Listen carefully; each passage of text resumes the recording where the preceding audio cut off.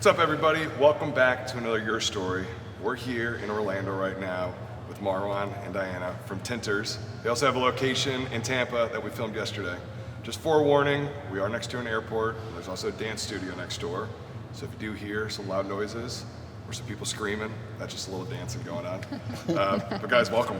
Yeah, Thank you. Thank you for making the Thanks for time. having us. Oh, of course. We usually have a drink of choice, but Marwan and I last night had, I think, one too many, so we're going to keep that one for off screen today. We'll maybe save it for tonight. In the meantime, I think we're just going to be drinking water for this one. Yeah, water works. Over the last couple of days, I've had the pleasure to talk to you guys, Marwan. I've known you from Thank SEMA and MTE and seeing you all over the place. But it's been awesome to get to know you guys, and you've built something absolutely incredible. Thank you. Thank you. But this has only been the last 4 years or 5 years of your lives. We'd love to kind of get into where you guys were born and raised. First. I was born in Alexandria, Egypt. I moved to the U.S. when I was 17 to come to school. The plan was for me to move back after school. However, I ended up staying and started my career in finance. I did that for about 15 years. Then with the ups and downs and changing from one career to another, we ended up here at Tinterz 4 years ago. In details, I was in finance, I was in the mortgage business. I did mortgage brokerage for about 11 years. Then the market crashed here back in 2007, so I've decided to move my mortgage broker into Dubai. There's a long story. Yeah, what a shift there. Long story, fast, short Leaving the version. States and going to Dubai to do mortgages. Yeah. I mean, that was I kind of a hot moved my market. team. We were with our team 12. I'm very always have been team oriented. So I gathered my team. I was like, okay, well, the market crashed here. Was How about Dubai? Was Dubai a hot market? Because obviously Dubai was starting to build at the time before like the big towers and all that. But I saw a vision that Dubai is the next big market when it comes to housing finance and mortgage lending. We moved to Dubai. We did a great company. We were actually the very first broker in Dubai. It was a new concept. My team and I, we did really well for about 3 or 4 years. Then the market crashed in Dubai, 2010. I was like, okay, now I have to start again.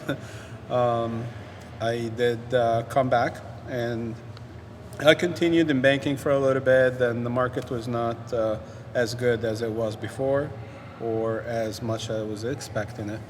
So I switched to automotive, and I did a little bit of automotive finance. I was a finance director for a few companies. I worked for Mercedes-Benz. I worked in Boston. I worked in South Florida.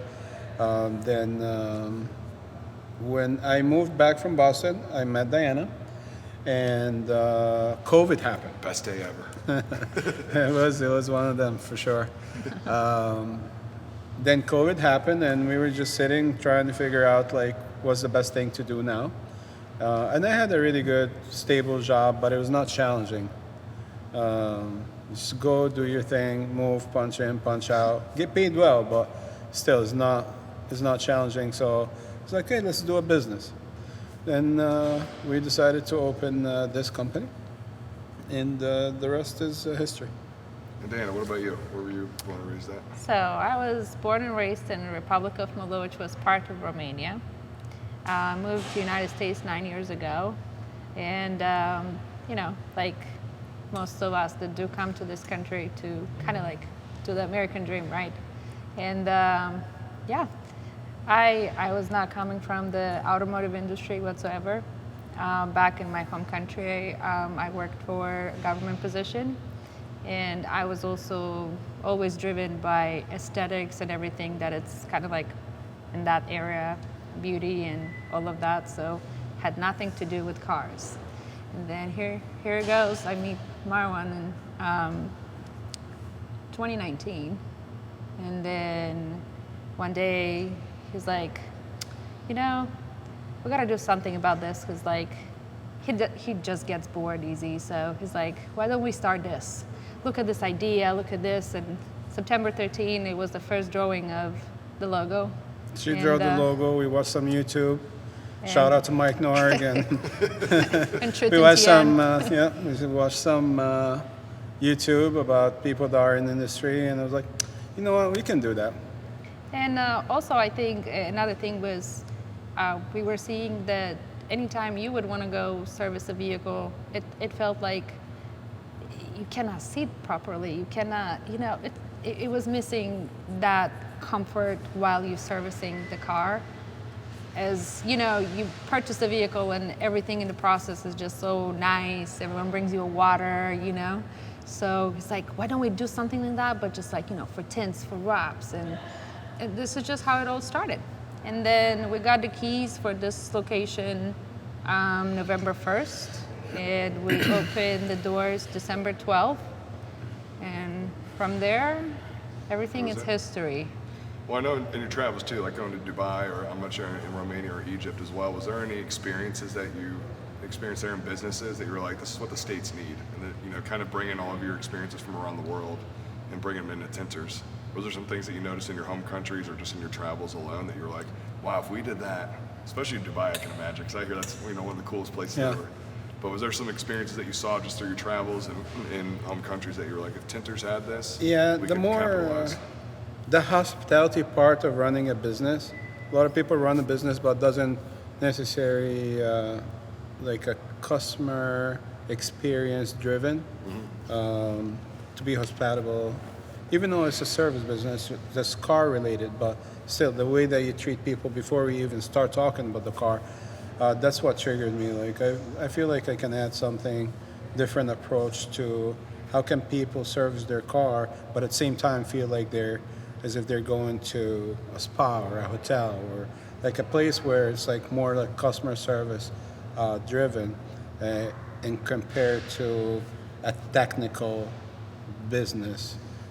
So that's why we're trying to do that happy medium in a way where people feel like a warm welcome, family oriented, family driven, but at the same time they get a really high quality work as well by hiring the right talented installers.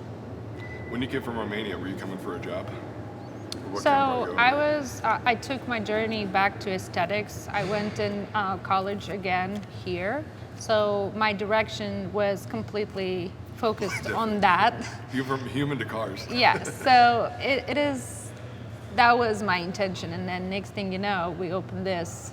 And I feel like my experience in aesthetics has really helped me to cater into this because from that industry I've learned that it's more so you educating your client and you trying to solve a problem that maybe sometimes they don't even aware that they have it, and that's how it just all helped me out without overselling.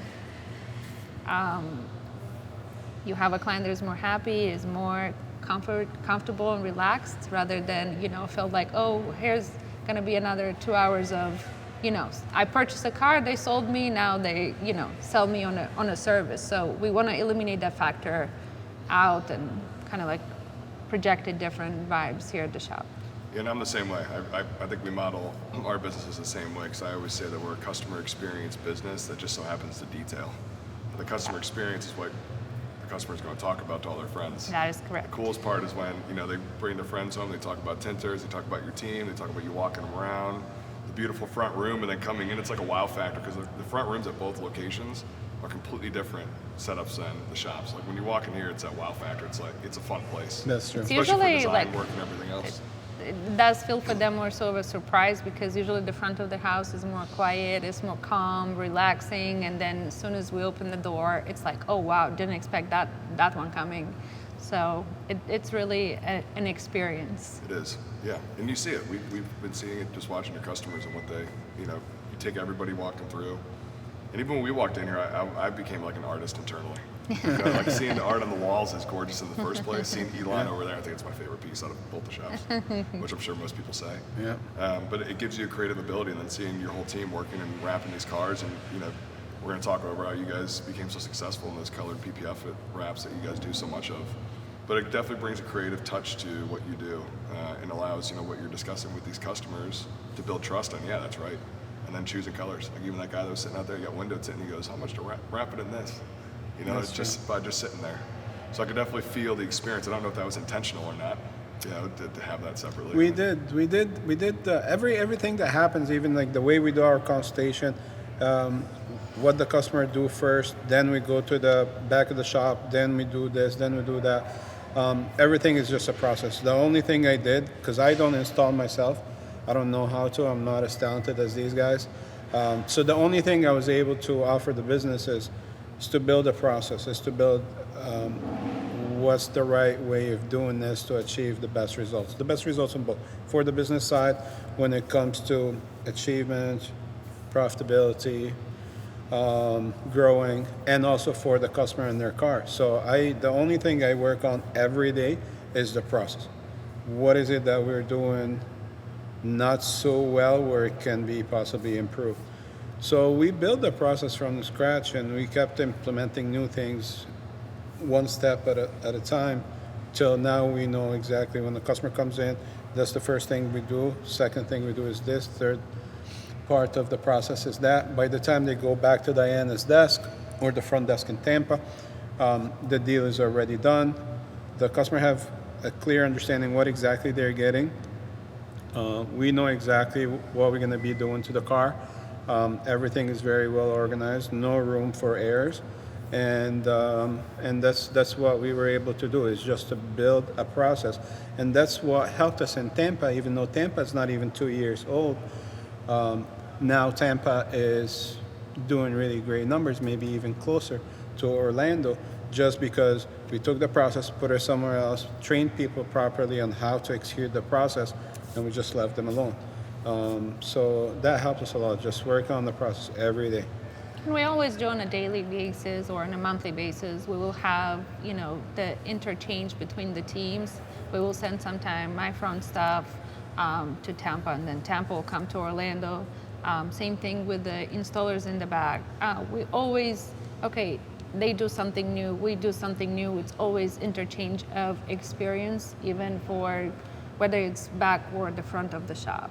Yeah, and I noticed a couple familiar faces here today. Yeah. From when we were over at Tampa yesterday, and then walking in, there's 3 or 4 guys and gals that were over there today that are here now. I'm intrigued though by how you decided, because both of you have no background in automotive, other than maybe being, obviously you do on the finance side, but other than that, it was, why a tint shop? So how did you get to the fact, because obviously you brought it today and its attention, right? I'll say we should open a tint shop. He went to tint his car, and he's like, this parking lot, it's jammed. There is no place to work, even to park your vehicle. And it's he felt so disorganized and this and that. Remember the Mercedes? And as he was working at the dealership. So it's kind of, I would assume that's how the idea. We spoke briefly about that yesterday. Yeah, and share that, because how did you, I know the story, but a lot So of it's by accident. So yes, so the first part, I tried to service a car to get a window tint. I was just not impressed of how things go. They told me to drop off my car, leave. It might be done today, might tomorrow. Now I need a car to go to work, and I was just in dilemma. And I was like, okay, whatever. I guess that's how it works. Then at the same time, I was working finance and automotive dealership. And you were making a great living at the time too. Oh yeah, I was good, and I was not working as much even as now, or I was just chilling. But I always just part of me, just I always want the next thing, want something to be challenging. So part of one time we had a Saturday morning meeting, and higher up in the company who said, we need to find vendors. We need to find a window tint shop or company to send our clients to, or a good tire shop, or a good body shop, because the place where I used to work, they don't have a back end of operation. They're only front end. They only sell cars.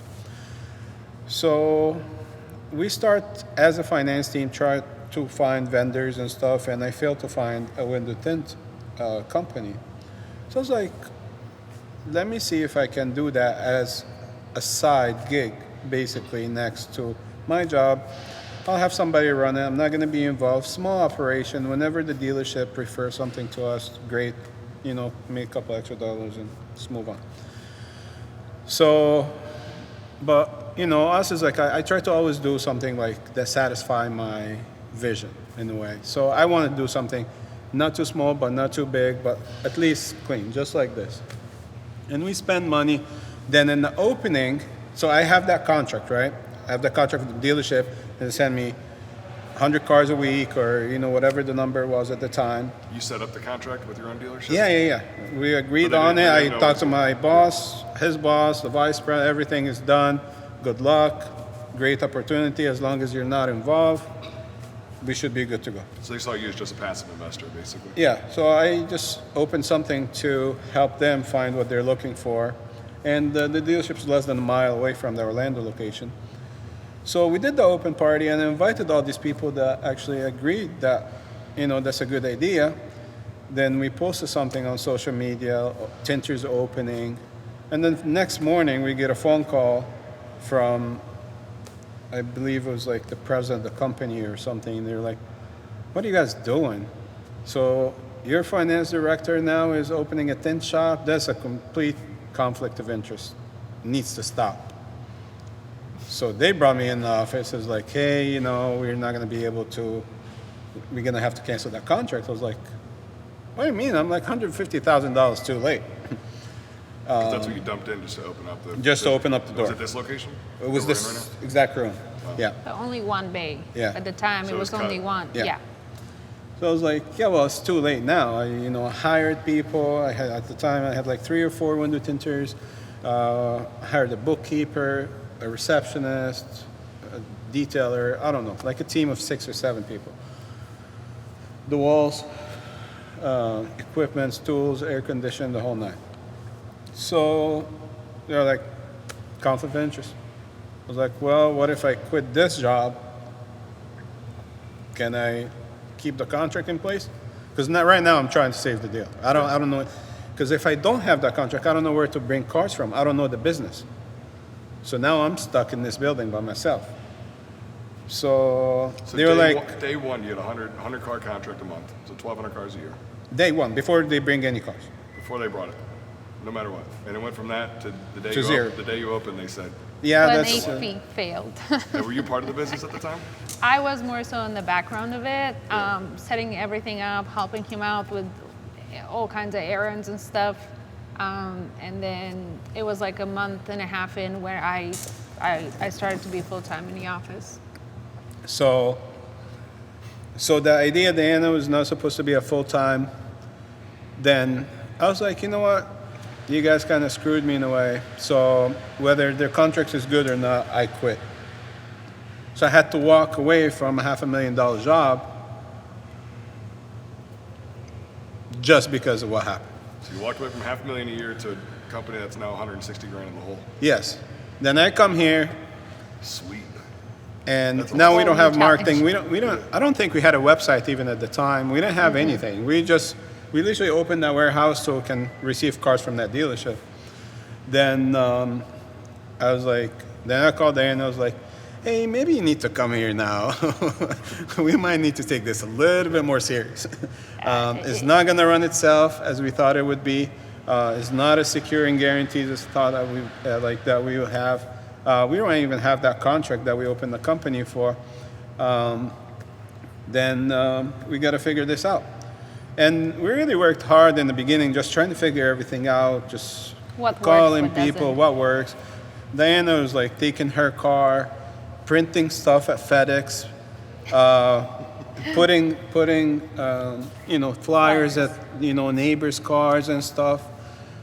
In the first 2 or 3 weeks, we were sitting at the desk wondering why the phone is not ringing, and we will call the office phone from our cell phones just to make sure it's working.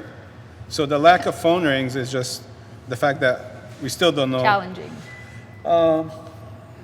Then we reached out to a couple of people. Shout out to Tret and Tien in Minnesota, Mike, and we were like, hey, this is the situation we're in, and I just need to know how to start it. Then with the research, building a good marketing foundation, then we start getting, like we said, our first months, this whole process, we did 4 cars. 3 of the cars are friends of ours. Then the next month was like 8. Then third month we got 16 cars. However, 2 of them are people that were referred from the other, month. And it just grew from there, and then 32 cars, then 64, then 128, then 265. It was consistent So stuff. 6 months later, we were doing 265 cars a month. Wow. This is the first 6 months. Then I was like, okay, well, there is a good opportunity in PPF. There's good opportunity in this. I had good relationship with vendors that were producing PPF at the time. So we tried to bring PPF in. We didn't have any talent when it comes to our manpower, when it comes to paint protection film. So we used to fly installers, and we were losing money per every job. Like if I get someone say, I want PPF in my car, I don't have PPF installer, I don't know where to get the film, I would fly someone, put them in the hotel to install a car, fly him back, and by the time I go through this process, I end up paying per car more than actually I'm charging the customer. And I did that for like a couple months. I just wanted to get the name that we do this service and we do it at the highest quality possible. Then from there, we kept, like I'm very sales driven. She's very customer service driven. So we were just correcting each other every time. Every time she does a sales mistake, I tell her, okay, this is how it's gonna be done. Every time I get frustrated or don't provide the service that she's expecting, tell me, okay, I'll take care of this. So we worked as a team. Then we start get busy for window tint, and we're trying to grow the window tint team, then PPF from there. And PPF took off more than what we expected. Anyway, after 1 year, we kind of like getting close to getting out of the hole. Second year, we did about 3.5 million. Third year, 4.5, and it just kept on going from there. And the company that fired me was supposed to be over $1 billion company. They went bankrupt and they went out of business when we were actually taken off. Because they did the same thing to all their vendors, to all their auction connections, to all the same that they did to me. They just, I don't know, they couldn't figure it out. So they went from a company that does, 15,000 car a month to zero. And karma's a bitch. You got that right. Was there any success that first year?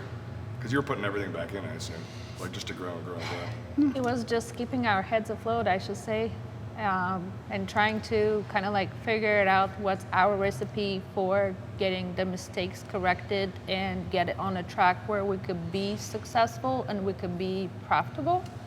But yeah, it has been a ride. It didn't came from, first day, first month.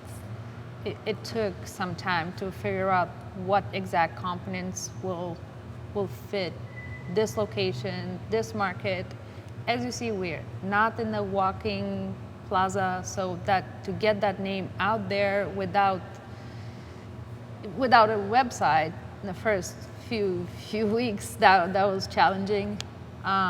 And being new on the map in the industry overall, it took time.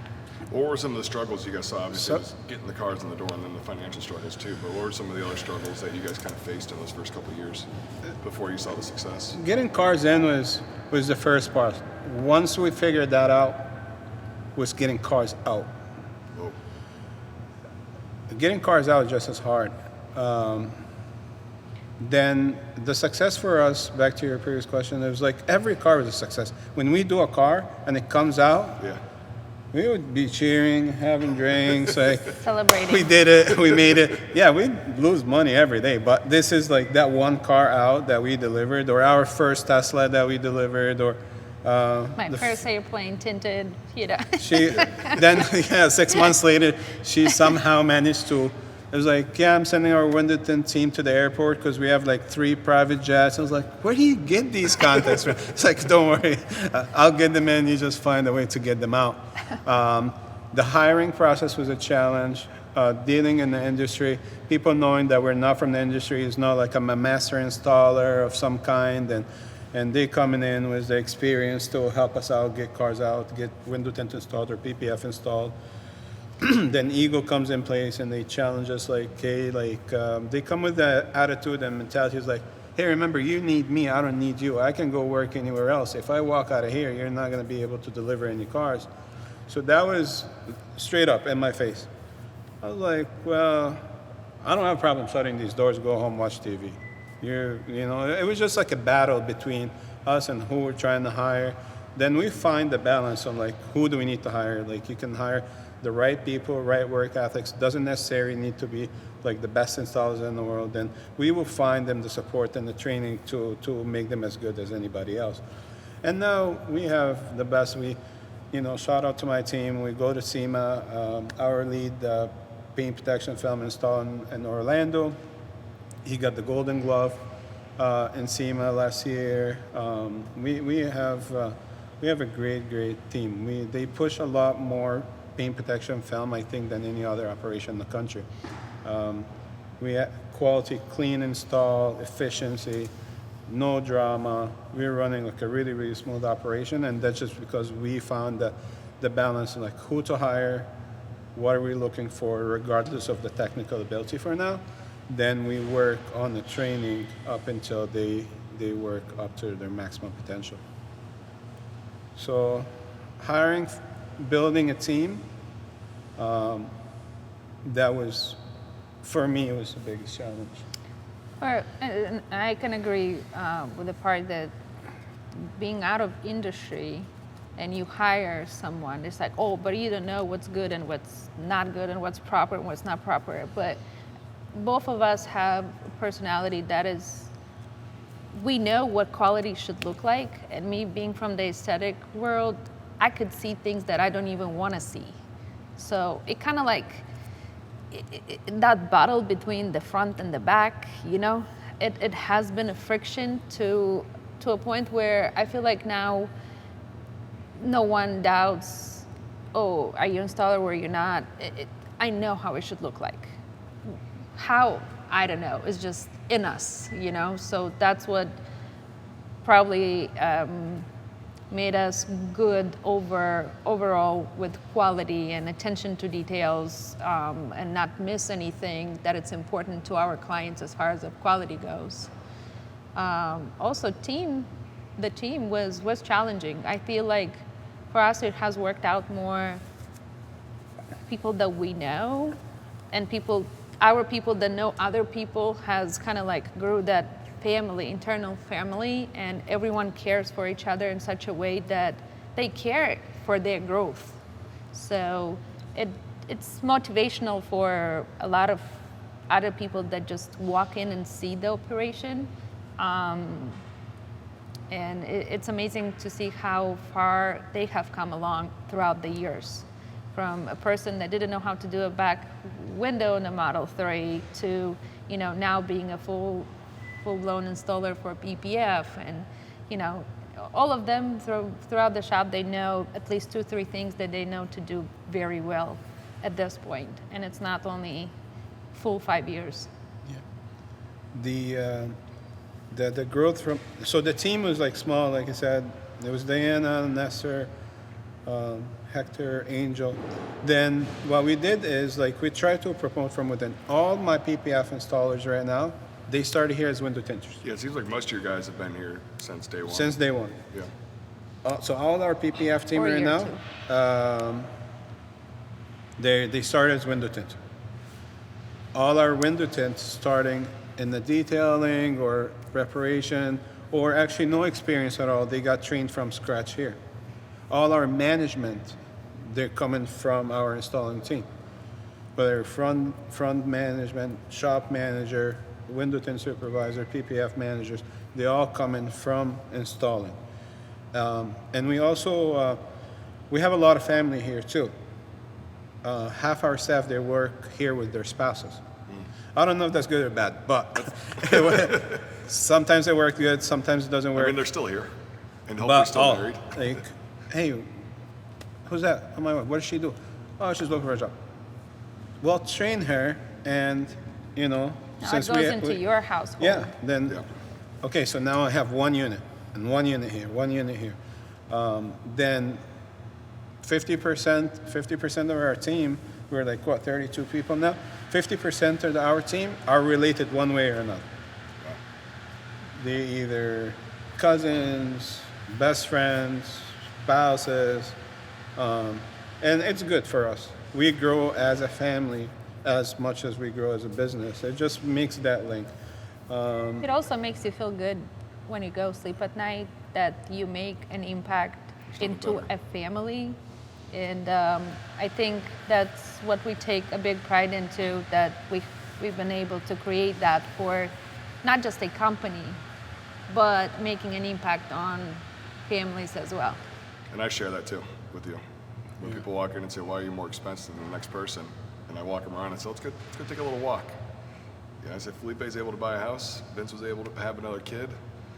Andrew was able to go buy his first car. I say, you don't support me, you support the guys. Yes. And the gals that are at the shop and their families, so that they're able to go and have a life too. And you support their growth also as, as installers. They have a skill that maybe a couple years ago, it wasn't at this level. And perfect example, Brian, how he has grown from window tinting so quickly, being not the fastest window tint installer, but having such an amazing speed and PPF, hand on hand with a super professional and installer. It's great to see this. When there is a will, there is a way. So we kind of see this happen. Our top here. producers, they always do it in their first year. So our top producer last year, it was his first year PPF, and he outperformed the people that actually taught him the business, just because he was driven to, I'm gonna do this the right way. How do you keep them motivated? I always just be blunt and straightforward with them, even with my sales team and my installers team, and we have great example. We have great talent and good people in the company, and I always use them as an example. I say, hey, you want to be in sales? There's two ways of doing it. You can be the Dianas of the world, or you can be just average. Whether you're here or not, we're still going to get the job done. Then it's up to you. We'll give you the support, give you the training, back you up, teach you everything. What you do with it, it's fine. You have the same exact pay plan as a person that's making $160,000, $170,000, $180,000 a year. You have the same opportunity. You have the same leads. You get the same opportunity with our clients. What you do with it, that's on you. Install the same thing. You wanna waste half your day talking and doing this, stepping outside and one break after another, then you come at the end of the week and you see your production is about, this many cars, if it's window tint, or that many cars installed as PPF, or do you want to be like this guy? 1 week in, 1 week out, month in, month out, he averages this much business for himself and for the company. They both have the same pay plan. This guy just bought a Porsche and a house. This guy just asked for an advance next paycheck, even though they have the same plan. They work the same schedule. They put the same amount of hours. But the way that this person uses his schedule and the way that this person uses his time, completely different work ethic. So it's up to you. You want to be this guy? Gotcha. Yeah. You want to be that bad guy? More power to you. So I always use the success stories of the people that work in this company and what they were able to achieve in such a short period of time as a motivation for those that are coming in. Then for most of them, it's a no-brainer. Yeah, I want to be like that guy, and just how it worked. Yeah. I think it's so admirable too that most people, because we see a lot of the success of what you both have created here, but at the beginning it was not that. Like that first year or two, even maybe into 3, and then you're like, let's go expand out. I mean, losing the number 1 contract or your contract to open this place, and then I think you said the only contract, and then after that, losing money that first year, like that would, people would have shut the doors. I think most people would have probably quit. We just had to find a plan B, Yeah, where does that come from though? Because it's not. I'm not saying it's normal. I'll say this, it's like, when you invested and you don't want those money to go to drain, I don't know, you're naturally you start having a different kind of urgency, and that urgency makes you to look at things differently and try to find solution for every problem that comes your way, whether it's marketing, whether it's staff or film or whatever the case might be. So it's just getting it done, and putting that extra hour, that extra amount of time, treating everything with urgency, every lead, every customer. I remember now it's been 2 years back to back that I would still answer chats and calls on Sundays, no matter what time of the day it is, because you don't want to lose that business. Yeah. And then, slowly but surely, we grew our team, and we made changes within the business that allows us at least to be one day unplugged. And that's the changes that I'm kind of referring to and made us better at what we do. Yeah, the thing is, challenge doesn't stop. It's not like the first year you have more challenges or versus second year. It's just like an everyday process. It's just your ability to just work your way through the problems. Some people are better than others as far as solving these problems. And we ran into more. I had another problem when I first started early on. We had a supplier, our main supplier for window film, and how we branded our company.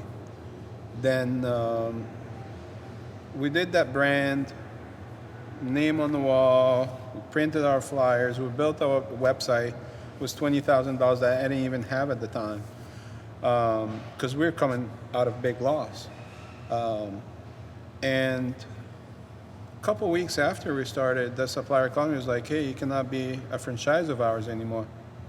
It's your current branding? No, a previous brand. I was like, what do you mean? You guys gave me a franchise, you sent me a plotter, I bought $100,000 worth of film from you, and they're like, yeah, we just made a mistake. There is a territory problem. There is another shop of ours. True story. Have they called you back This since? is, I'm just trying to figure out if I'm shutting this down or I'm gonna just keep going at it. And what was this, after year one?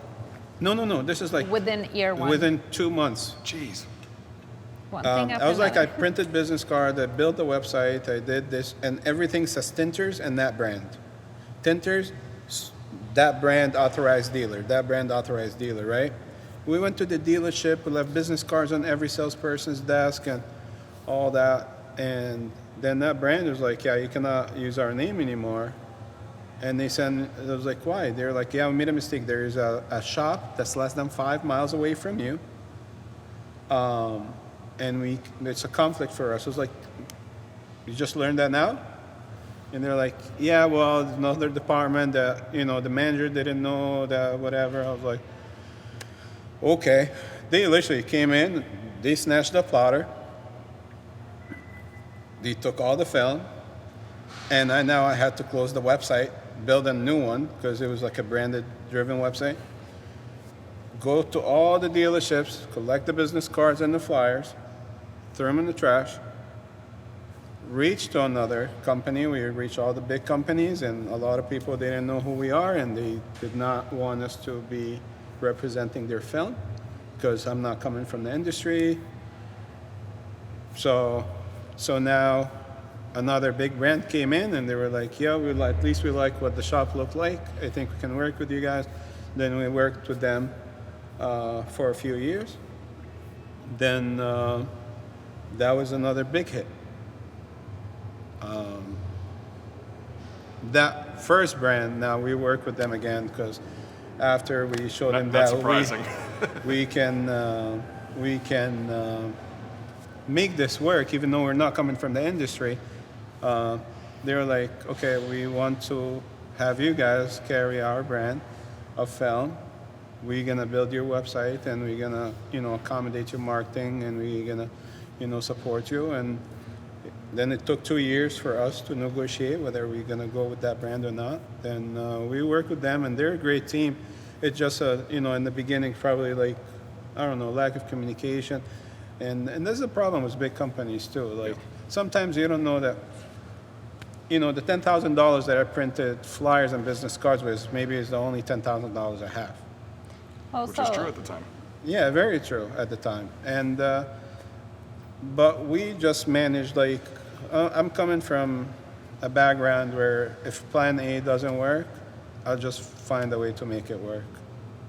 And I think a lot of companies like that, they're like, corporations, it has to do a lot with their trust, how long you have been in the business, and us being so new, they were looking at all this craziness and probably wondering, how are you guys gonna make it, So, but luckily we were able to turn this around, and we, now we choose who we wanna work with. Yeah. So it's a great feeling to get to this place where you can kind of like dictate the course of it one way or the other. Well, it seems like failure's never been an option for either of you. Sometimes you cannot afford failure. Yeah, I was gonna say, was that for yourselves or for somebody else? Like, was that not an option? For both of us. Because here's the thing: if I personally like Marwan, like if I fail, it's not me that's failing. There is a lot of people that's failing. Well, my team, my family, anyone that believed in my genius business idea, not coming from an industry but decided just to go at it at first. So I'm failing a lot of people behind me, and I'm not just going to allow that to happen. Same thing here, Families do depend on us, whether we do Tinterz or we do anything else in this life. So it's like, again, having this big investment, we had to make it work, yes or yes.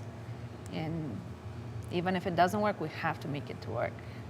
Otherwise, our families are not in the same spot, and it's just like, it's like a domino effect over it. Well, you see the success too, because this place was obviously booming. What was the decision to say, hey, let's go over to Tampa?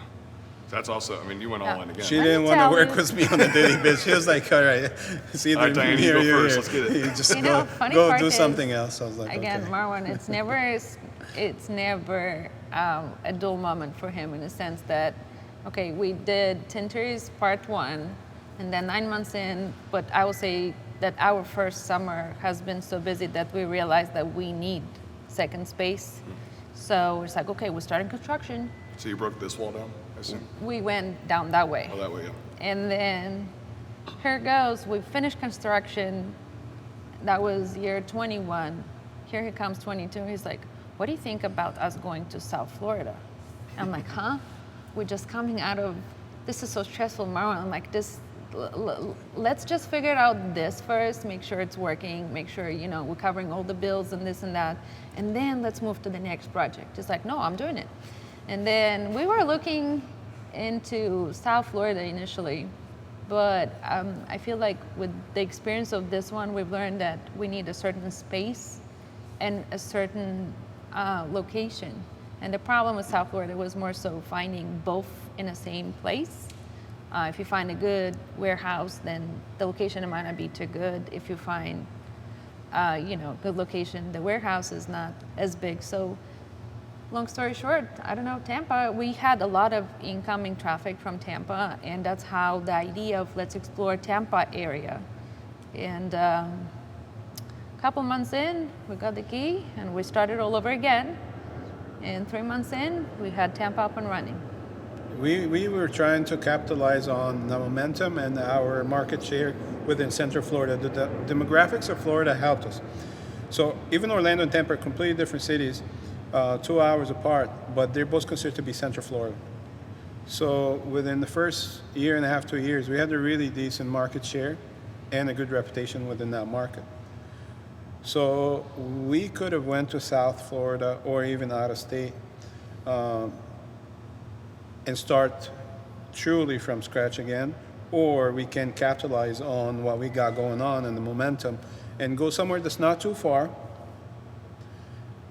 And for us, it's going to be an easier start just because of our name within that market. And it worked out. It worked out well. Tampa started the first year. And the first year at Tampa, they did what Orlando did 2 years later. And this is by just implementing the process that we spent so much time learning in Orlando. So Tampa was off the ground running for sure.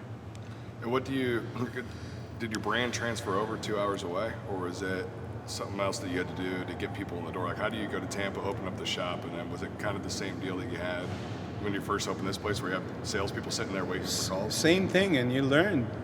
First week we had no cars, 0 cars, and Were you freaking out again? I told you, Marwan. the 2 salespeople that we have at the time starting up, they were freaking out.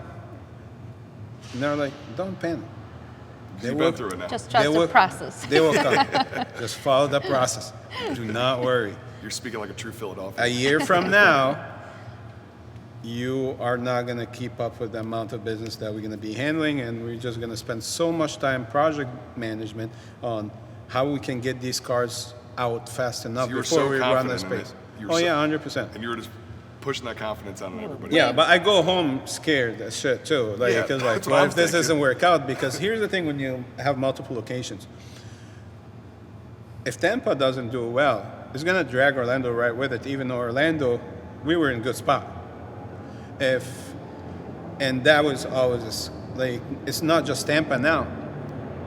We spend a lot of money in Tampa, a lot of money building Tampa, a lot of money in branding and brand awareness for Tampa, that we're coming to Tampa. So if that doesn't go as well as I expect it to go, Orlando is going to get affected, because at the same time it's the same company. So I had no doubt. And also I moved a lot of our team that worked with us in Orlando to Tampa. These are the team that actually started Tampa. So we were not worried. And they would be sitting in the back, 0 cars, and they were like, "Yeah, he'll figure it out. Just let him be." I'm And worried for you just thinking about it. I was just scared. Honestly, my wife's the same way. Then Okay, I yeah. started Tampa. We did, I don't know, first month was probably like 40 cars, maybe 38 cars, something like that. I was like, this is great. And people looking at me like crazy. You have 2 front desks, you have 3 PPF installers, you have 4 window tinters, you have 1 detailer, 9 people doing 30 cars a month. I was like, yeah, like if your first month is 36 cars, that's After crazy. some If 2 good- years from now, it's just going to be, because I've seen that sometimes you start with 0 cars to 300 cars a month or 400 cars a So month. 40 was already success to you. 40, You're like, hell just yeah. right out of the bat, like we didn't even know anything. Take it. Yeah, let's go. Take Run with it. that. And 40, like organic 40. Like, I'm talking about people that found us online by simple Google search, or referrals. People's like, "Oh, Tinterz open in Tampa, and I want to get," we used to go to them in the Orlando locations. Like, just people walk in the door. Yeah. No friends, no like before, no like, "Come here, I'll give you half off, just I want to, feel like I'm doing something." No, it's just like 36 cars first month was a success for me. Yeah. And now Tampa does about 400 to 500 cars a month. In with- 2 years? Yeah, 50% of the cars in paint protection film and 50% in window tint. Wow. And we've talked off screen on this, but you've used a ton of ads, right? That's been a huge, driver for you guys to get these people in the door. And I've always been on the other side of it. We do no ads. You do an extensive amount of ads. So it's cool having both, both sides of this here. But what was it that you were like, hey, if we did you start with a small budget and then grow to what it is today? Or is it, hey, we're going all in, and that kind of helped the momentum move over to That's another all his location? department. I will only be the judge. Is it good or is it bad? Yeah, because you're on the phones, right? You're the ones dealing with the I customers. was like, fire, hire, fire, hire. This is working, this is not working. Yeah.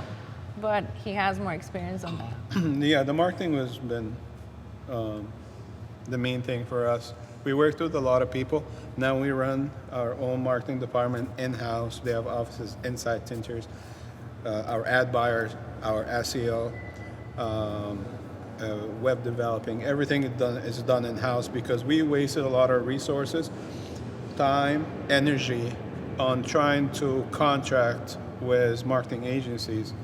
And some of them are really great and still friends of ours till now, but it's just the dynamic didn't work. We were just trying to go next level, and sometimes the lack of communication or lack of staffing on their end is not helping us to reach what we're trying to reach in the time that we're trying to reach it.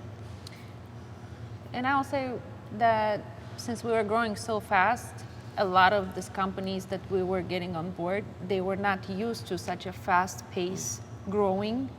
And this might be suitable for somebody that it's maybe on a smaller scale. And we were like, okay, we outgrow this, we just need something different. We need something that fits our needs on a daily basis as we grow. So that's why changing and switching. It was hard for me to work with a lot of marketing agencies because they do what their part and they're good at it. But when they get, like, let's say 40 leads a day or something, for them it's great. Like, we're breaking records. And they see me very sad and upset and disappointed. I was like, what are you talking about? This is not working. I'm trying to do 800 cars this month, let's say, or 700 cars, whatever. So they look at me like this. Like, they look at me like I have three heads. Like, this guy is crazy. Like, I'm giving him 40 leads before he wakes up, before he goes to the shop at 9 o'clock in the morning. And he's calling us just trying to say, like, this is not working out. You know, we got to figure something out. But I was like, hey, it's just pure math, which is the background where I'm coming from. You know, if we're closing 30%, if you give me 40 leads, 20 of them don't answer the phone. So I'm only talking to 20 people. Out of the 20 people, I'm only closing this much, which is half what I'm trying to bring to the shop today. I have 6 installers doing this. I have 4 PPF installers. I have 2 people at front desk to get 40 leads. That's from 9 to 11 in the morning. What are they going to do after that? So I was just like very, very aggressive. And it just like worked out. You know, shout out to everybody that I worked out with and put under pressure, and, you know. But it's just like I'm trying to have some people understand my side of it. Like, I put myself under pressure in order to achieve certain things. So I want the team that I work with to be under the same amount of pressure to understand that given the mediocre results, it's not going to work. And doing a good job is never good enough. We just gotta have to push. Because I've seen, let's say with the other agency, from that one platform, let's say TikTok or whatever, we were getting 4 times as many leads. So why is this down? But we're giving you a lot of Google and Meta, or we're giving you a lot more organic leads. I understand, fantastic. Send you the trophy later. Why is TikTok is not performing as much as it was performing? If we have this plus this, and my sales team is on point in converting the amount of leads that they are converting, then everybody's gonna go home happy. Do not try to sell me on it's the market, it's the election year, it's cold out there, it's, you know, people are scared of the hurricane. Okay, we'll figure out. If we are in the bad market, that only give us a reason to work twice as much harder to just close the gap a little bit. But doing the same effort and doing the same strategy when we are in bad times, then it's just the results are just going to be not as good. Guys that are coming into the industry, you two have been able to do it in a short amount of time. It might seem like a long time to both of you, but it's a short amount of time compared to the average. I'd say you're probably one of the quickest growths in this industry, maybe ever. But when there's new people that are coming into the industry, guys and gals that are looking to open up a tint shop, open up a film shop, what are some pieces of advice that you would give them and say, hey, here's some focuses that you need to put in over that first 12 months? Find the right mentor, connect with the right people, ask the right questions, and don't be scared. It will save you tons of time, save you tons of mistakes, save you tons of money. Find who do you like their business model. You want to have a really nice chic boutique, find who is the best doing that and reach out to them. Hey, I'm starting, I like your business concept. I'm not in your market, so there is no conflict. What do I do? If anybody calls me and asks me, it's like, hey, I want to do a high volume shop, I'll fly them here and I'll tell them everything to avoid that person losing money, and maybe down the road 2 or 3 years from now when we meet at SEMA or we meet here or there, they'll say, yeah, you know, like now I say, hey, thank you Trit, thank you Mike. I called these people. It's like, hey, I'm trying to do this, what do I do? And they did give me advices that saved me a lot of money. Unfortunately, I reached out to them a little bit later than I should. So I wish the people that are starting to reach out to their mentorship early enough, so they don't have to go through the roller coaster before they reach a stable process. Also, in addition to what Marwan mentioned, I think it's super important to do that. Stay focused, stay sharp. Don't think that you made it. You know, there's always something to be added on. Even us learning from the mentors that we had, looking back, it's like that was a great piece of advice. However, how do you take that and make it more? So just taking a blueprint and thinking that this will fit where you at, it will only get you to a 50% of what your vision is. So you might want to kind of like be more open to growth within yourself and put the effort, take the risk, and don't relax, because the minute you think that you made it, that's when your first painful failure will happen. So keep on just, grow. Listen to who's saying don't relax right now. I Right. always tell them, well, don't relax, don't feel like you're got there. And then always has been, I'm better now, but always has been a problem with my team. It's like, this guy's crazy. Like, we just did Marwan, I think we still feel like that. a month's record, pretty much not beat in a bad way, as a healthy competition. Everybody in our industry, from here all the way to California. And this guy, first day in the morning, on the first of the month, doing a meeting on what exactly that we're doing wrong and this is not working out. And I'm like, I get it. I'm not trying to be negative. I'm just trying to say, hey, there's more room for improvement. In my job, I don't install, I don't do the marketing myself, I don't do anything. My job is only one thing, is to find out what is it that we're doing wrong so we can fix it, and what is it that we're doing right so we can capitalize on it and do it even better. That's the only thing I do every morning. And I will say first few times after he moved to Tampa and he'll come to Orlando, he'll just walk around the shop and this is wrong and that is wrong and this is wrong. I'm like, you just came here. Can you say hi? Can we just talk something positive? Yep. Yeah, it's not a positive or negative. It's about me understanding how my team is capable of delivering. And sometimes, like she was saying, some people get relaxed, like, oh, I'm best producer last month. Well, yeah, you pushed them to be their greatest selves. yeah. Are you guys, this might sound a little weird, but are you satisfied yet? Do you feel accomplished yet? There is still so much more room for a lot of things. When do you think you'll feel that?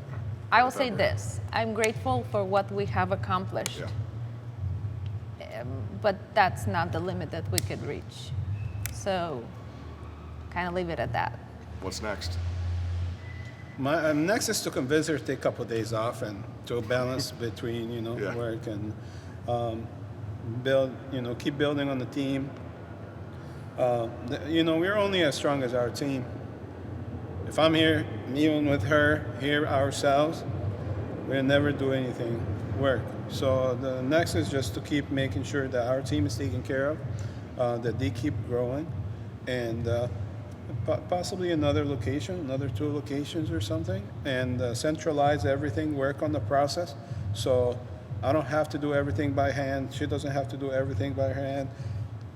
My lead installers, they don't have to touch every car before it gets delivered. And for us to be self-sufficient and productive with efficiency, to just run the same volume, the same operation, but much more relaxed. Because now, yes, we do good, but we're always tense. We're always like, what's going on? Why we're not getting leads? Why this car is delayed? Why is this? Why is that? We're going to get to a point where we run the same numbers, but with a better system, with a better process. And this is why I travel. Anybody that is doing a course, I was just a couple months ago, I took my shop managers from Tampa when Autofilm Mestre did a convention about teaching shops how to do things, even though it's mainly for people that are still in the beginning of their company road. I take my guys, and we sat there for 3 days listening to every person, see if we can catch one thing that can help us even be better. And next month we're going to with Eastman. We're going to another trip to learn from other shop owners and operators on how they do things, and hopefully by the time we finish the trip and come back, we have something better to do. Mike Norg was here earlier today.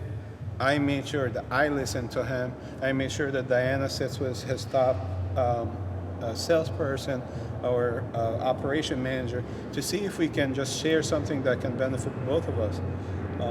So we always like looking to learn and improve how we do things so we can achieve the same things that we're achieving, but with just shorter route, a little bit more relaxed, a little bit more less tense. Do your families back at home know what you guys have created? Yes, sometimes I do struggle. Well, in our part of the world, in both of ours, we have difference in hours. Yep. So at the beginning, my mom was having a hard time understanding why is it that I could be disappearing for a week, or I was like, this is just, up until one time I took her on the phone, I'm like, okay, this is what I'm dealing with. I hope this helps you understand what we're dealing with on a daily basis, and the hours don't help either. But by now, I feel like both of our families are super happy and super proud of what we have accomplished in this timeline. His family has actually been here visiting, both mother and father. So. Yeah. Marwan, you're crazy. What are you doing? I go. It takes me 30-hour flight to go visit my family. 30? Yeah, because you have to go to Europe first, and you have a layover for a few hours, and take another 5 or 6-hour flight. Then when you get there, you take another 2 or 3 hour car ride. And I'll tell you, I do go visit, but when I go visit, unfortunately, I only can visit for 4 days. So I spent 30 hours to go spend. Last time I was there Wednesday or Tuesday, and I left by Friday, so I can be at the shop on Saturday. So you do 30 hours to stay 72 hours, so you can fly again 30 hours to New York, then from New York to Tampa. So hopefully I can be there on Saturday and not be there for the customers that are expected to come and see me at the shop. It's a lot of sacrifices that we take on a daily basis, Yeah. and that comes whether it's our personal lives and personal goals and settings and things that we want to do for ourselves, and putting this first in so many ways. Sometimes even a crazy errand like getting your hair done or getting a haircut. I remember we've been through that phase that it was difficult to just leave the shop. So yeah, from simple things like this to other major ones, there is sacrifices, and if you're not willing to make those sacrifices, you're probably not gonna succeed or make a growth as fast as you project to. Well, we talk legacy. It's Go our ahead. favorite part of these your stories. What's the legacy that each of you want to leave behind? You go. Legacy. That it's just, somebody comes from outside of any business, not just this business. I want people to remember that we came in not from the business, and just because we were determined and focused, we outperformed those that did not work as hard as us. Because hustle will beat talent if talent doesn't hustle. Get that tattooed on you. Look at that. If it's not already. Look at that. And I always tell them, you can be the most talented person in the world. If you don't hustle as much as the person next to you, and he hustles more, he's going to outperform you any time of day. Do not count on your look. You do not count on, your connections. Do not count on, it's just you're going to have to work hard. And for me, I can only add to what he said because I do relate to that a lot. But for women in the industry, when they tell you that it's impossible, it is possible. So get your head up and just keep on grinding, because we're just as good and even better.